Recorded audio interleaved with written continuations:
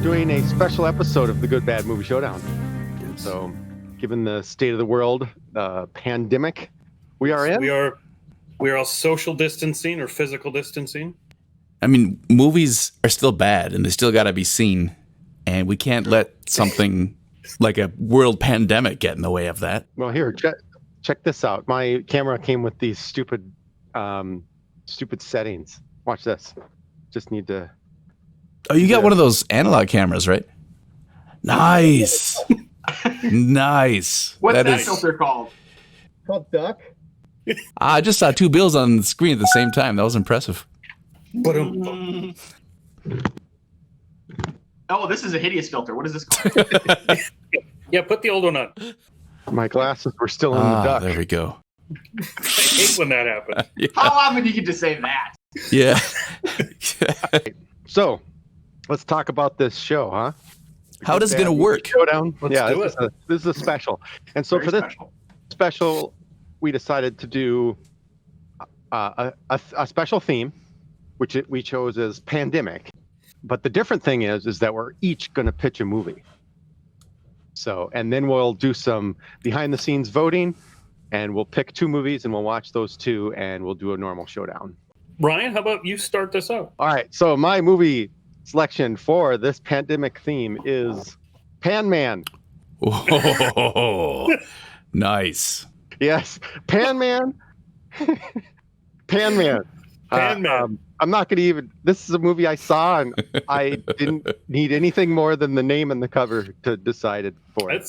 Yeah. That looks fabulous. Pandemic is made up of the words pan and demic, and I don't know what they mean, nor do I care.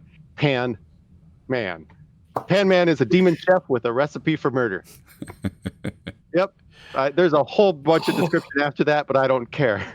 I thought what was one of the interesting things about it when I looked, because I found it on Amazon Prime, and so they recommended some of what other viewers have also watched, and so it recommended Thanksgiving, Butt Crack, Microwave Massacre, Garden Party Massacre. Yep. Internet Movie Database is more like this. I liked because it thought that Pie and Clownado were similar to this. Oh my movie. God. In what way? I don't know.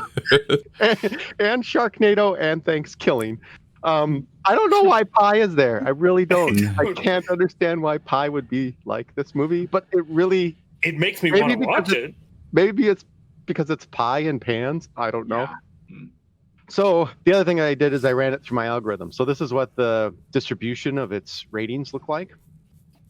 And so it came up with some other interesting things. It's got 97% closeness to Red Letter Media's favorites, Suburban Sasquatch and Curse of the Wolf. It's got a 96% closeness to Alien from LA and the Spice Girls movie. Which that was notable. Yep. I love Alien from LA. It may make an appearance in the near future. Okay. Yeah, it's definitely worthy of this show. 95 to 93% closeness includes Rampage, the Turkish Rambo, Carnosaur 3, Kazam, Return to Savage Beach, which is Andy Sedaris, Baby Geniuses, Plan 9 from Outer Space, Sharknado, and Omega Cop. So those are just some kind of known movies. All right, so that was my selection, my Panman. Hey, let's have Tori. Why don't you go next? All right, before I get started, though, I think I'm going to get a quick drink of water. Anybody else thirsty? You can have some of mine if you want. Oh, thanks, Bill. Yeah, that'd be cool. Thank you. I got to wet the whistle sometimes. All right, so you guys know me. I like to keep the movie a mystery until I reveal it. It's just a thing I do. So hopefully I'm going to see if you guys can guess what it is before it comes up. It was made in 2003. I'm not going to tell you the leads because then you'd be able to figure it out. But a very notable supporting cast is Christopher Walken. Yep, this movie got a 1.2 on Letterboxd.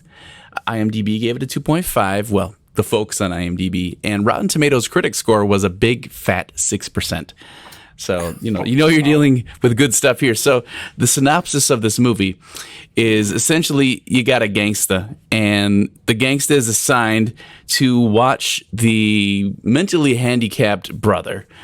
And just to make sure he doesn't screw it up, because apparently he's a screw up, a lesbian enforcer is sent over to help him out. And of course, hijinks ensue. So that's the setup for the movie. And it sounds amazing, right? But it is an award-winning movie. And I wanted to point that out. This movie was nominated for Worst Comedy of our first 25 years and won by the Razzies. And it also won Worst Screen Couple, both on the Razzies and Stinkers. Tagline, the movie everyone is talking about, the couple everyone wants to be. And just one of the reasons I picked this movie, we are living in pandemical times. This movie was released like a plague upon the world. And while not a ton of people saw it immediately, it has since, like a fart, diffused out into the world and has been slowly claiming lives, souls, and whatnot.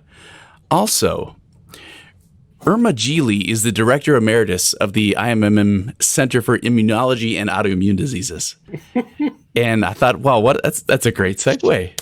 That's a long yeah. Pulled it in. Wow. So my movie is Gigli. All right, so that's my pick, Gigli. Bill, what you got going on? We've all seen movies where the sequel to the movie is so incredibly bad that, well, some movies we like to forget that there was ever a sequel. Some movies, it seems as though they didn't even watch the original movie, so they have no idea why people liked it. Do you know of any movies where the sequel is actually a completely different genre than the original movie? Some people make that argument about Alien versus Aliens. Yeah, that is kind of one. But there's one's a thriller, one's a horror. Actually, I've heard people make the argument the other one's more of a war movie action. Yeah, I'd say it's action, and the other one's horror. Yeah. The one that comes to mind for me is Texas Chainsaw Massacre 1 versus 2, where the first one's like horror and the second one's like a comedy. Another one would be, some people say it with Rambo, where the original Rambo is more of a drama. The second one is more like a popcorn action movie. I'll throw Jumanji out there. Sure. The second one is a comedy. But the one that I have, I don't know if you guys have ever seen the movie C.H.U.D, but I have C.H.U.D 2. Bud C.H.U.D. Cannibalistic humanoid underground dwellers? Yeah, maybe. You are exactly correct. The first one was a horror that did relatively well. The second one is a kind of a slapstick comedy. Anyway, the story of C.H.U.D, very quickly, is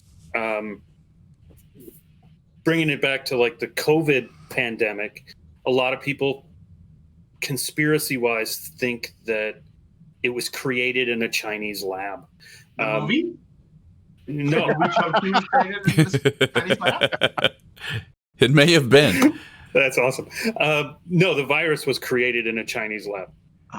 And this is a story of C.H.U.D, or Bud the C.H.U.D, was created by the military, and it was stored in a Center for Disease Control building in a small town, and these teenage kids went up and stole it, and then it became alive and started killing everybody in the town and spreading this essentially zombie-like pandemic around the town and area. So the writer is Ed Naha, but he wrote under a pseudonym of Kane Jeeves. He's known for movies such as Honey, I Shrunk the Kids. But for this movie, he didn't want anybody to really know who he was, so he used a pseudonym. Always a good sign. Yeah. Yeah. It stars Brian Robbins, which you might know from Head of the Class. He was the cool kid. Yeah, the nerdy kid from Head of the Class was in Shopping Mall. So is Bud the C.H.U.D in this movie is Garrett Graham, and he's from Shopping Mall as well. So along with a bunch of other movies. So I can never remember his name, but he's actually one of my favorite character actors. He was in, I think that picture, in fact, that headshot is from one of my favorite movies, Used Cars, which is yeah. So one other person that's in this is Trisha Lee Fisher, which is the half sister of Carrie Fisher. Awesome. That's my pitch for C.H.U.D 2, Bud the C.H.U.D. And Beardo, it's your turn next. The reason I made this pick was I had a hunch that there were going to be some pretty dark, maybe even depressing movies chosen by the rest of you. Tori, absolutely. Yeah. And I thought we want a palate cleanser, something a little bit more, a little positive, and something that has a message of hope. And what's more hopeful than a hero? So every pandemic needs a hero, and our hero is Osmosis Jones. So this is an animated movie that was released in 2001, and it was made by Warner Brothers. And who doesn't love Warner Brothers animation? They lined up amazing resources for this. They put $70 million into the budget. And look at the cast. They had Chris Rock. They had William Shatner, Ron Howard, Lawrence Fishburne, Kid Rock, Bill effing Murray. And they got the Farley brothers to direct the live action sequences. And the Farley brothers, you may remember from What About Mary? And they had also worked with Bill Murray in Kingpin. And Bill Murray is the main character of the live action sequences. And he also plays the role of the set because the movie takes place inside his character's body.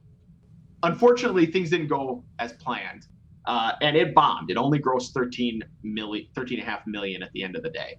A lot of people reacted negatively to the fact that for an animated movie, it just didn't have an audience. It was a little too dirty for kids and way too dumb for adults. That's my pick, Osmosis Jones. Okay. The tagline is Yeah. He's one cell of a guy. Yuck, yuck, yuck. Wow. Oh my God. Isn't that great? So Okay. those are 4 movies. Yeah, what do we got? We got Panman, Mm-hmm. Gigli, It's C.H.U.D 2. C.H.U.D 2, Bud the C.H.U.D. and OJ, Osmosis Jones. Okay. All right, so we're going to do a vote, like a tiered voting, and we'll come back with the results. All right, stay tuned. All right.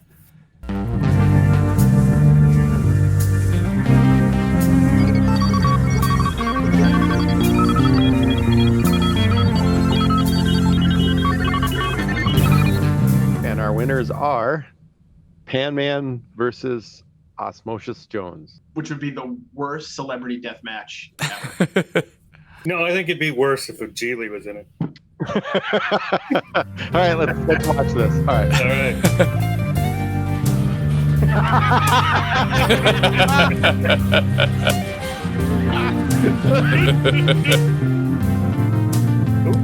Ooh, that's a good shot. I like that, yeah.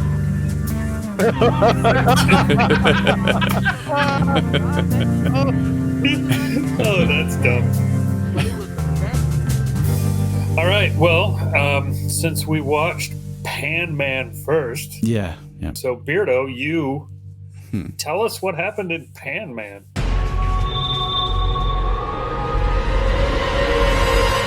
Yeah. So in Panman, we are given the story of a genius chef who was murdered before his time, and now his demonic soul possesses culinary students and drives them to murder. The twist is he's not murdering senselessly or without a pattern. The pattern is he's trying to protect his prized, what was it, a souffle reps? It was a poached salmon. Oh, yeah. Thank you. Yeah. A poached salmon recipe. The knowledge of that poached salmon recipe was being spread by the highly unscrupulous teacher of custards at the culinary school. It's sort of a catch-22. Oh, so The Panman is out to stop the spreading, Yes. and the culinary guy is spreading it in order to catch the Panman. well, okay, Correct. that's true. Yes, He also tortures and kills his students. Mhm. right. They To find don't out. tell him where the Panman is. Yeah, so Correct. he's the real villain of the piece, the teacher. Acting wise, I'd say he's the real villain too. Yes. Yes. Yeah. Damn right. Oh my He's God, not he was good. he was the only part of the movie that I really cringed at. And you're right. It was like every time he started talking, you're like, no, God, please stop talking. Where's the goddamn Panman? Have no fear, my dear. We've got him right where we want him.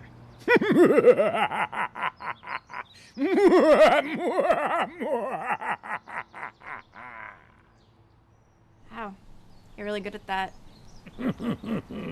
No, they saw him on a play doing this exact character, and they said, Yeah. that's the guy we want. And the Panman himself, the physical comedy was so good, I thought. Like, even the other actors were, they're serviceable. They're okay. Yeah. But overall, like, some of the gags were really funny. Yeah, it's kind of the opposite of a lot of the bad movies that we watch. Because most of them it's like an incompetent creator trying to make something good, but it ends up being bad. Where this one, it feels as though they tried to make something stupid, and they made it pretty good. Yeah, that's a very good way to put it. They are capable people making something dumb. The thing that shines out is how much enjoyment we got out of the end scene with the. We started calling it. The next shot is going to be the fake girl, and then the next shot, when we see both of them, we'll have the real actress, because the Panman got confused between his love interest and her sister. Yes. That was fun. Follow me. That's the original sister, isn't it? Yeah. But then, like, in one of the inserts, they put the other actress in, the sister. Yep. Yeah, when she was sitting, when you weren't seeing it from Panman's eyes, it was the real sister. Yeah, there's some smartness there. There is. Yeah, see, we're not seeing it on his eyes. Yeah. Yep. And then now we're going to see a forward shot from his point of view, and it'll be the. Jeremy and Hope. Yep. Forever. Well done. And then when the lady was doing the Iron Chef call out on her boyfriend getting butchered. Looking at his weapons now. Not sure which one to pick. He's really thinking this one over. It looks like he went for the meat tenderizer. I wonder how he's gonna use it. She was my second favorite part of I liked her commentary. It's like who said it that they were big into the original Iron Chef, the old Japanese one? I was. All right, and I see he's also added sugar. He has. And lard. A soft lard? Yes, this is lard and sugar. Huh. And he says that this is another classic Szechuan dish. Really? Okay, if he says so. Looks like it'll be sweet at any rate. Felt like a very well done student film. You know, there were some shots in that movie that I was going to ask, like, who do you think lives in that apartment complex? Yeah, right. Yeah. Like, let's all go over to Steve's house tonight, because he's got this great like balcony between the two condos that we could film on. You compared it to like a 70s or 80s kind of slasher type movie. My comment was specific about budget, about how people today, with the technology we have, you can film this movie with your phone. And it's a viable thing as something that can be on Amazon Prime. Whereas if you were to make this in the 70s or 80s, the amount of effort you have to go through with just the technical challenge stopped these sort of things from being made. Yeah. Because the 80s movie is going to have different types of incompetence in that they couldn't review what they got. They didn't have the ability to do pickup shots as easy. Any of the night scenes wouldn't be done at night. Yeah. Yeah. Well, today especially, it's all day for night now. Not in Panman, because it is full moon all the time. Yeah, that is true. They gonna need a montage.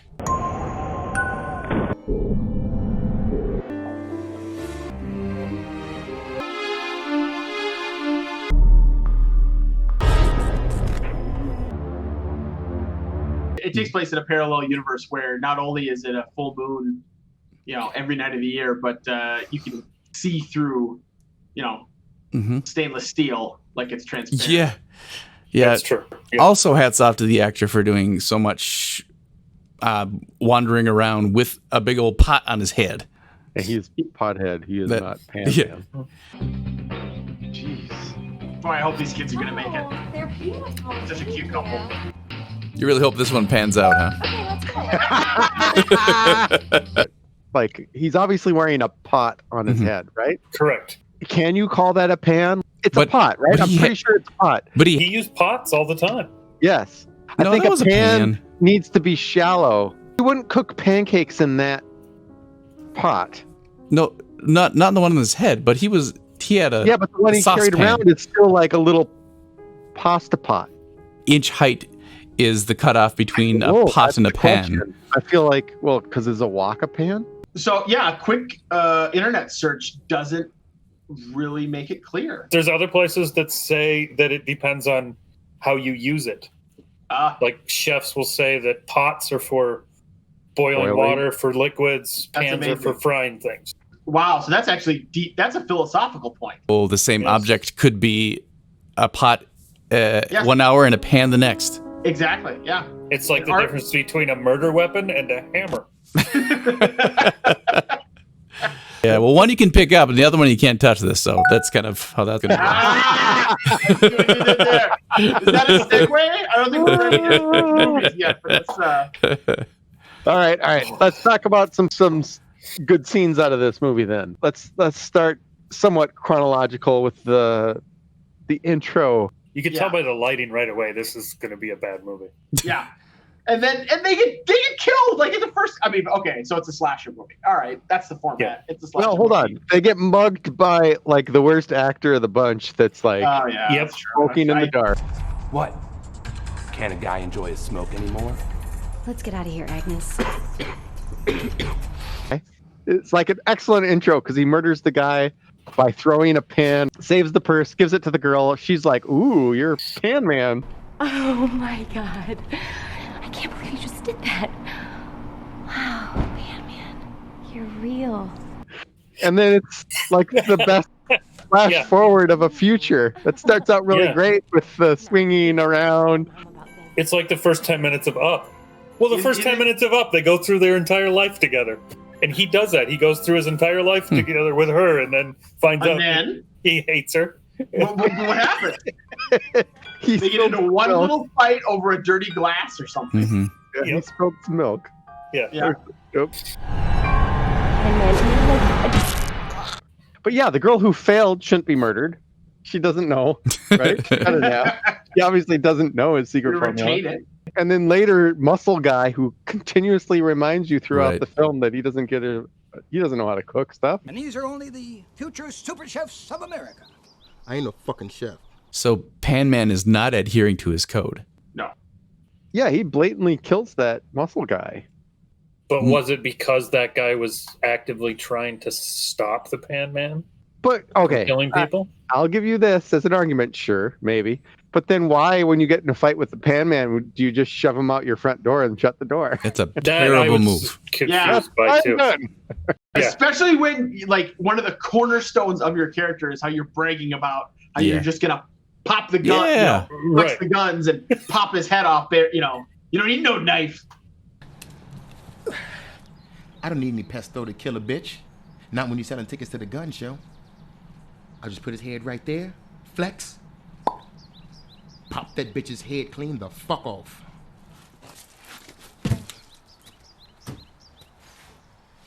And instead, you just throw him off the balcony of your Motel 6 looking apartment? If there was a plot hole anywhere in this movie, that's the big gaping plot hole right there. There's the Wilhelm.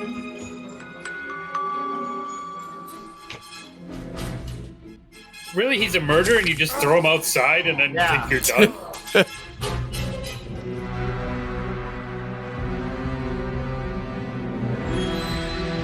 Yeah. He just got screwed. Is it a plot hole or a pothole? We'll have to ask the next panhandler to see what it really is. Pure pandemonium. Yeah. We got past the intro, and then it's established there's a culinary studies class or something. Yes. But there's secretly involved with this culinary studies class a demon hunters group. Yeah. Yes. Well, we don't learn that until after, I think, the funeral. Speaking of the funeral, the whole like cake part that really had like nothing to do with the rest of the movie. It was just that one weird guy. But wait. But before that, the good part about the cake. Remember the good part about the cake? Yes, the good part of Yeah, but before you get to the good part about the cake, you have to establish why there's a cake. Yeah. True. We got to talk about the girl, don't we? Yeah. Yep. So Panman killed the first two girls. Then it cuts to the class. We don't really know yet at that point in the film that the professor is the mastermind, but there's some shadowy figure who's dressed like a detective. Uh-oh. You be smoking that doobie. Whoa. Another ominous figure. Who's more ominous than... And he put out his own cigarette, too. Who the heck are you? Someone who can help. He's stalking one of the students from that class after her boyfriend is murdered by the Panman.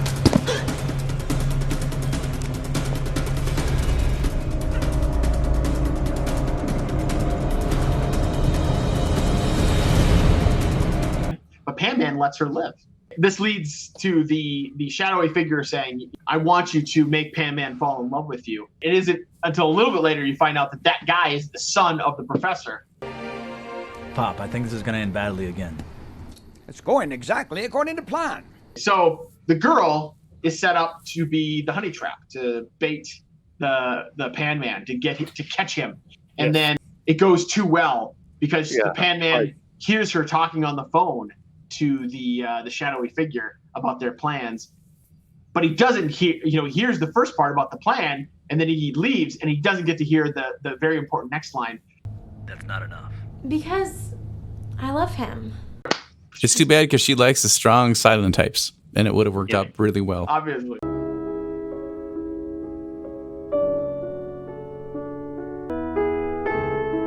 So then Panman kills her. What are you gonna do with that?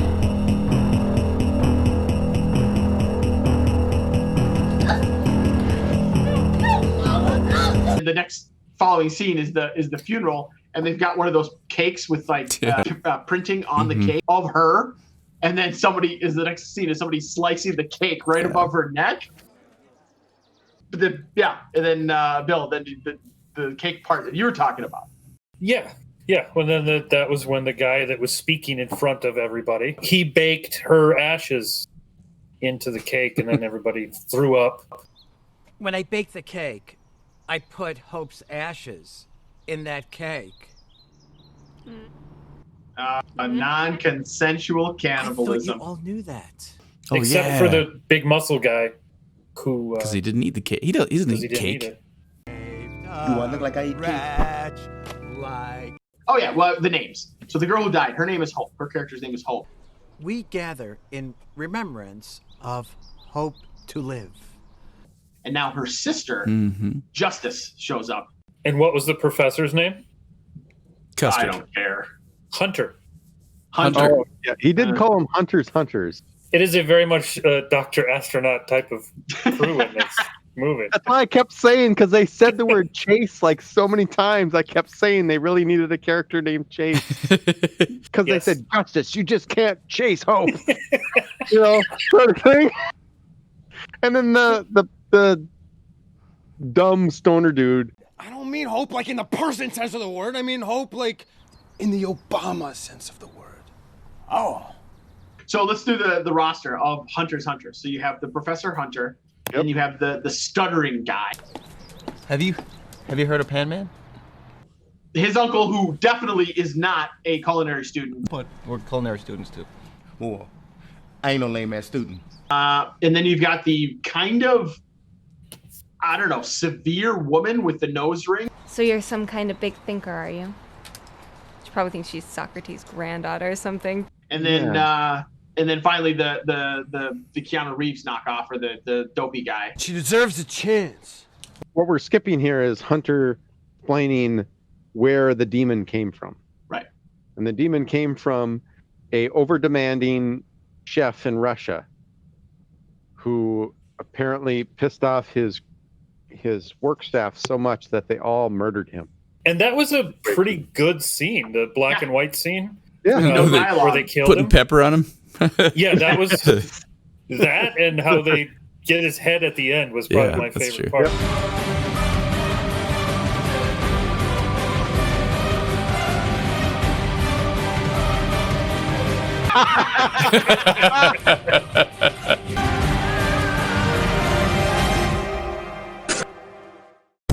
Ooh, that's a good shot. I like that, yeah. The other funny thing is, I think it was you that had said it. You said, it's setting up a mano-a-mano fight. Oh, yeah. Because it showed both of them, like, prepping. It showed Panman, like, in his little shed, like... Yes, training montage. Gonna need a montage.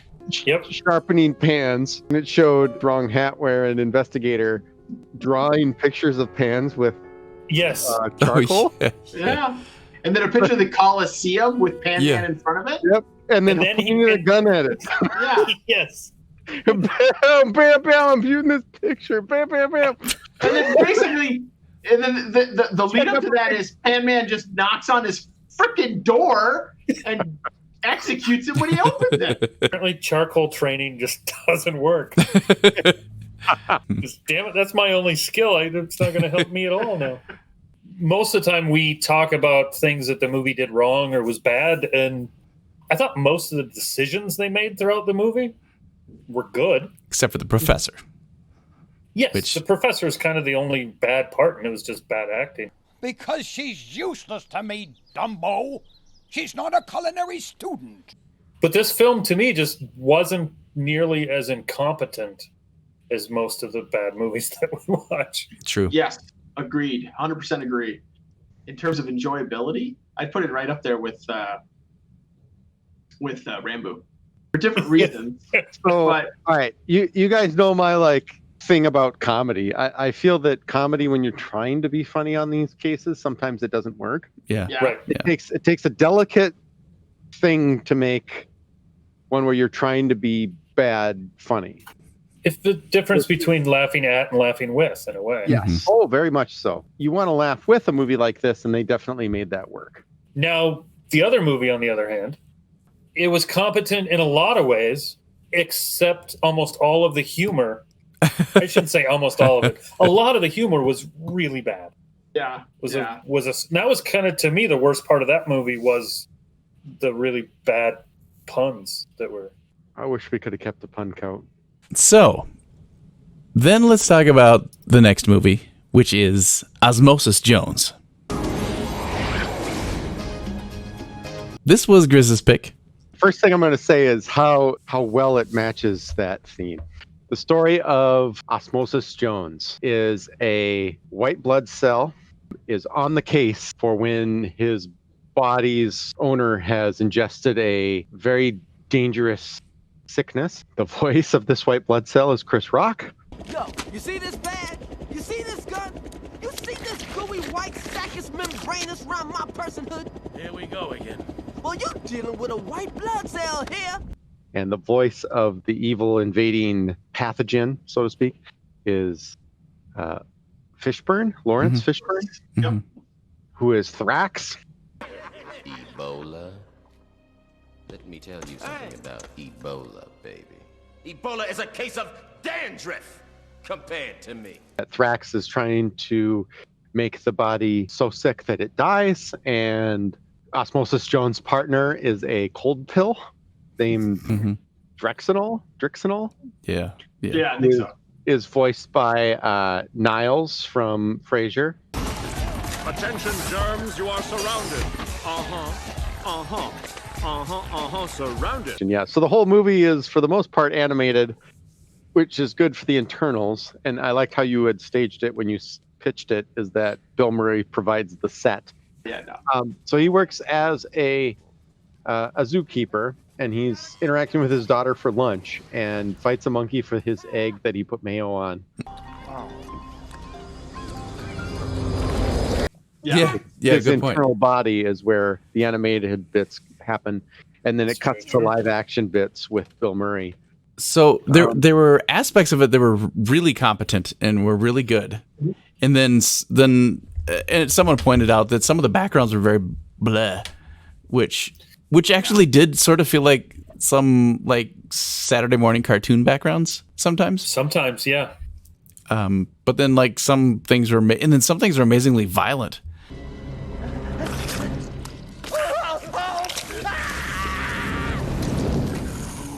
Or gross. Yeah, overly gross. Is he snot surfing? I think so. That's what I call it. Or is he boogie boarding? I cringed more at this than Panman.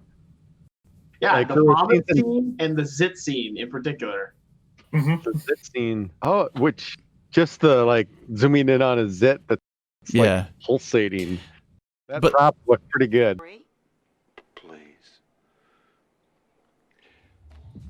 Think about it overnight. And someone else was right. The build up to the zit scene is way better than the actual payoff. Yeah. Which, I'll give it a lot of credit for it just being a tiny white dot on her lip, though, because it's not going to spew out. True, it was more realistic, but it was just like one of the only times where they actually built up some good tension.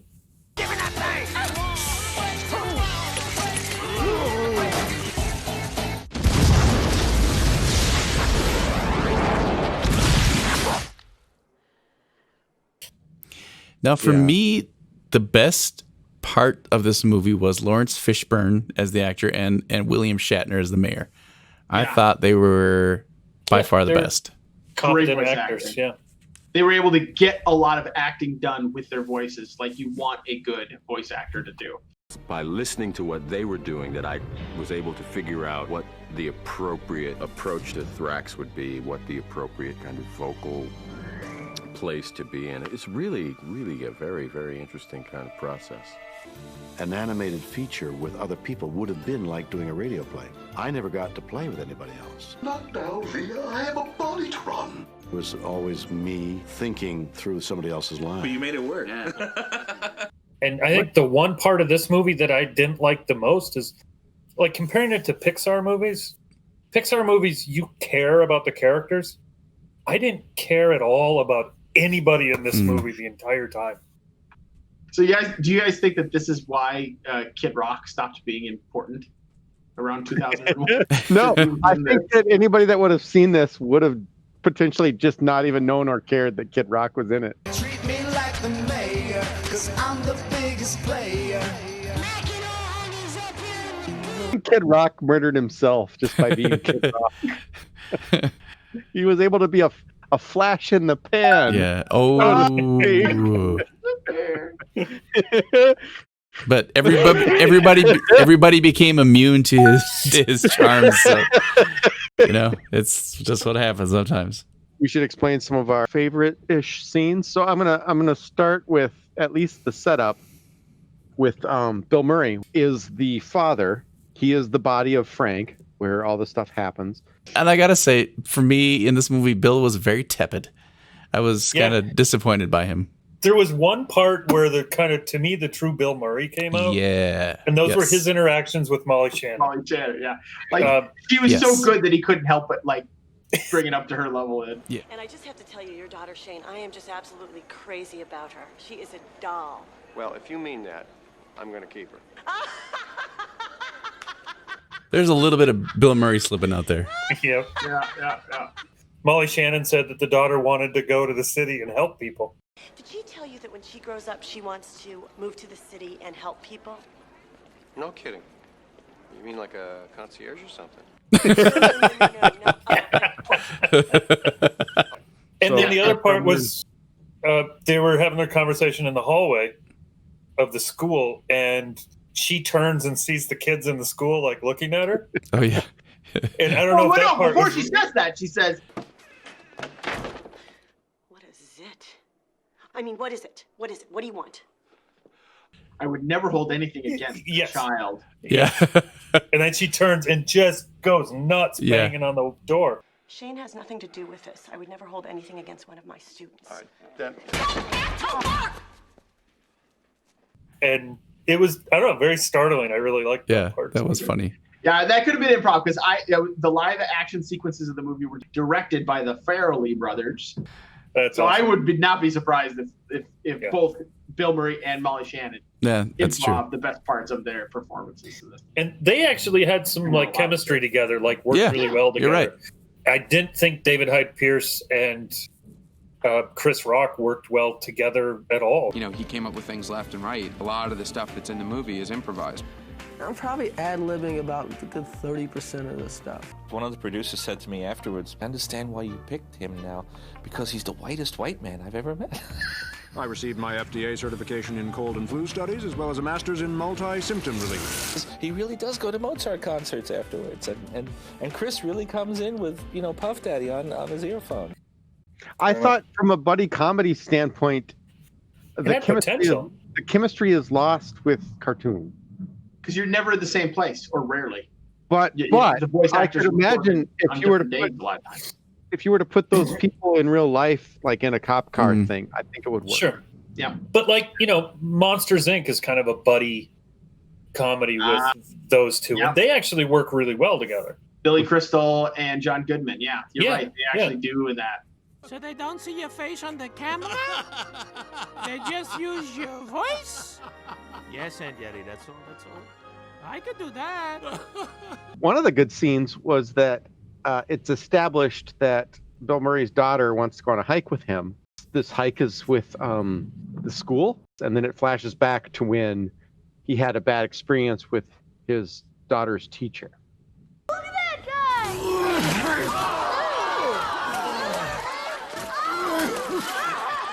And the funny part about this scene, before he was a zookeeper, he used to work at the pea soup factory. You could probably guess which photo made it to the front page of the paper the next day.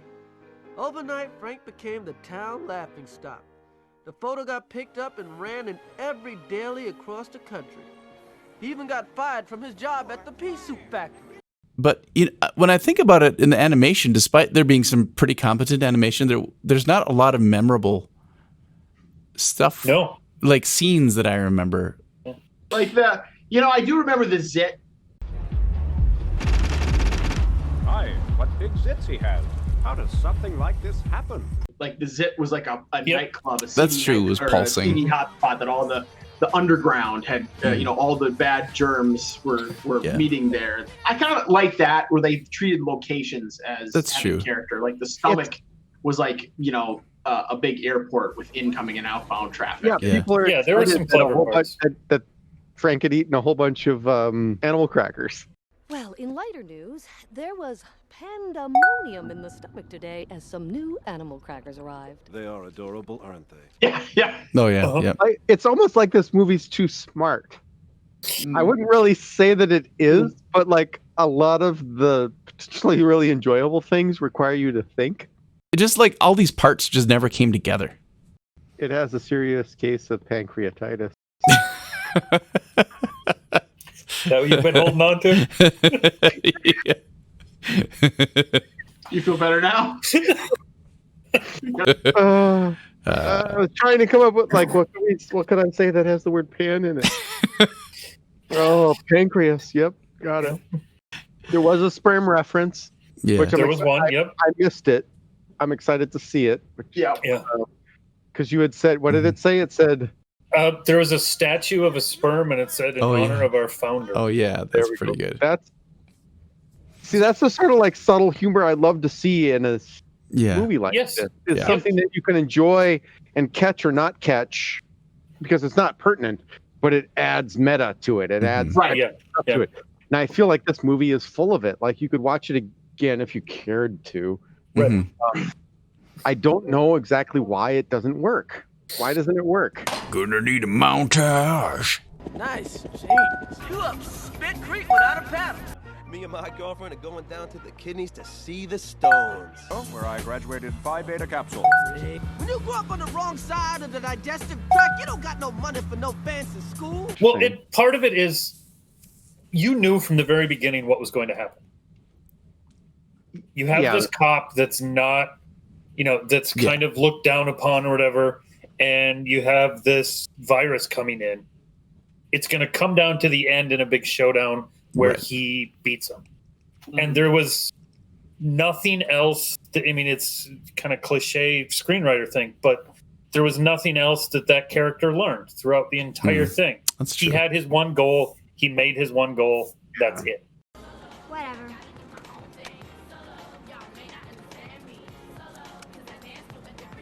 Just close your eye. There you go. You look good with full feet. Nice. What did that have to do with anything? Why are they showing the daughter on the bus? It doesn't make any sense. It broke the rule of filming. Like, it's about Frank and his stomach. It's about Frank, and now they have this thing following her just on the bus. And we were kind of like, what's going on here? And it ended up seeming like just a way to get the two of them together. Yeah. Shane, isn't that your dad? Oh my god.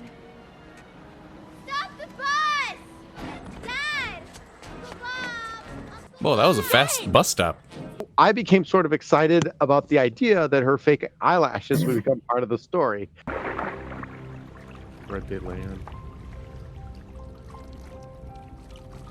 Somebody's. Oh. Oh, the daughter. Yeah, you're right. You called it.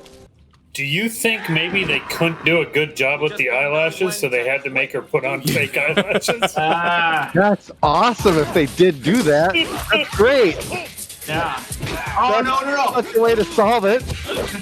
I think that Max is gonna think he's getting away again by grabbing onto an eyelash and stuff. Oh, maybe. Fake one or something. In the end, they fight on fake eyelashes. Yeah. I think the reason it missed is because there was nothing deeper to it. It was set up that Bill Murray was this kind of bad father slob. Yeah. And you would expect at the end he's going to be, he's going to like learn something and be a good father, that kind of thing. Yeah. And all of this is going to teach him what's important. Yeah. That's how it's kind of set up. And to he a certain does that a extent, little bit, but it yeah. was so shallow at the end. Yeah. It's kind of like you had to show them having a hike, because his character really wouldn't. And I really loved the subtleness of that shot. It's one of the jokes they don't explain to you is that he's exhausted climbing up to this wooden platform for his daughter to look over. Yeah. And the next shot is literally shows the golf cart Yeah. like 12 All feet the way up, away. yeah. Right. Yeah, she's got to give him a fry to Yeah, So- and she tempts him with the fry. Like, they knew what they were doing there. yeah. Just something missed about it that I feel like I could have really enjoyed this movie if everything was lined up in the right way. Yep. I You know what I think mean? we could take away that a whole bunch of like clever little moments and stuff like that is not a panacea for a good, well-written movie. We've talked about Panman and we've talked about Osmosis Jones, and now it is time to vote. I would have to go. It's kind of weird because it's a good bad movie showdown, and I'm going to go with the bad movie that turned out to be good beats the supposedly good movie that turned out to be bad. Funny how that works out. I am going to go with Panman as the right. winner. How about you, Tori? And I'm gonna have to go with Panman too. Which is funny because I think it's also one of those cases where I think Osmosis Jones really fits the theme really well. But Panman is a movie I think I'd be much more likely to watch again in a group of people. I wouldn't probably watch it by myself, but like a group of people that like bad movies, I could groan with them, and maybe if we could somehow body swap the professor. It'd be a really good experience. Yes. You worry too much. The body is in perfect shape. Out of curiosity, what would you guys pick? Panman. All right. Now we vote on what we think this is the best at. What award do we give this movie? It's fantastic. It's the movie with the best faked Bigfoot footage reenactment. Okay, I like that.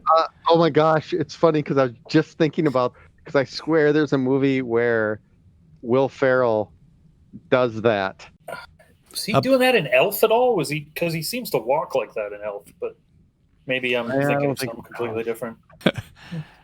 It's just the best movie with a guy with a pan on his head, essentially. I mean, best use of non-consensual cannibalism in a funerary cake.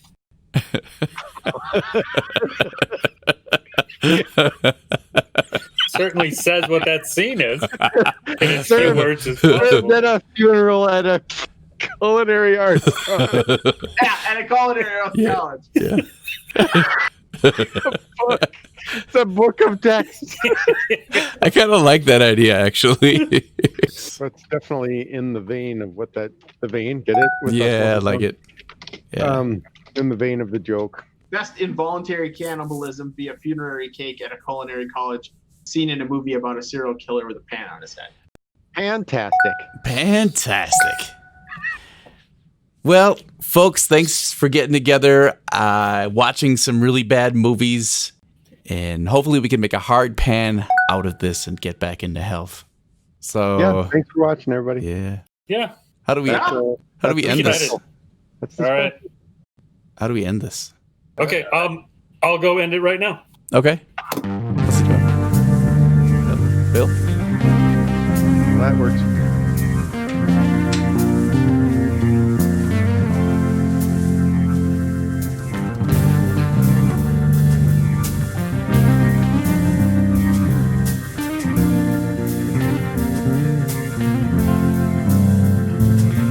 Ooh, aviator. Oh, I like yeah. it. I think that's the Top Gun filter. Yeah. That's pretty impressive how when you turn your head from side to side, it follows you. Is that Garth? Supposed to be Party on Wayne, Party on Garth. I like how they make it look cheap. Okay, now what's this? Cowardly Lion filter? I think I'm the Lion King.